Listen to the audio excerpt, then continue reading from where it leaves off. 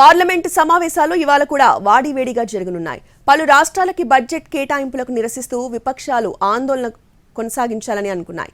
ఇక ఎన్డీయేతర పార్టీల పాలనలో ఉన్న రాష్ట్రాలకు బడ్జెట్ కేటాయింపుల్లో వివక్ష చూపారని నిన్న పార్లమెంట్ వెలుపల లోపల పెద్ద ఎత్తున ఆందోళనలు చేశాయి విపక్షాలు.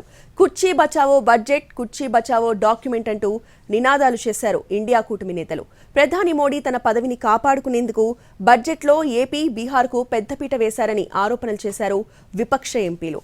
ఎన్డీయేతర పార్టీల పాలనలో ఉన్న ఏ రాష్ట్రానికి కూడా బడ్జెట్ కేటాయింపులో న్యాయం చేయలేదని, ఇది భారత సమాఖ్య వ్యవస్థ పవిత్రతపై చేసిన దాడిగా అభివర్ణిస్తూ పార్లమెంట్ ఉభయ సభల నుంచి వాకౌట్ చేశాయి ఇండియా కూటమి.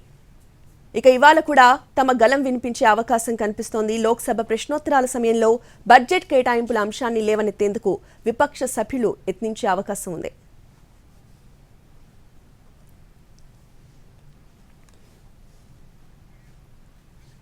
రాష్ట్రాలకి బడ్జెట్ కేటాయింపుల్లో వివక్ష తగదంటూ విపక్ష ఎంపీలు ఆందోళనలు చేస్తే అధికార పక్షం ఎదురుదాడికి దిగింది.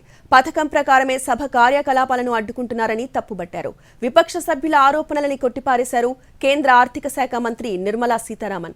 బడ్జెట్ స్పీచ్లో రాష్ట్రాల పేర్లు ప్రస్తావించినంత మాత్రాన ఆ రాష్ట్రాలను విస్మరించినట్లు కాదు అన్నారు. గతంలో కాంగ్రెస్ హయాంలో ఆర్థిక మంత్రులు చేసిన బడ్జెట్ ప్రసంగాల్లో ప్రతి రాష్ట్రం పేరును ప్రస్తావించారంటూ నిలదీశారు. ఇప్పటికే కేంద్రం తీరు నిరసిస్తూ ఎల్లుండి జరగనున్న నీతి ఆయోగ్ సమావేశాన్ని బహిష్కరిస్తామని కాంగ్రెస్ పాలిత రాష్ట్రాల సీఎంలు తెలిపారు.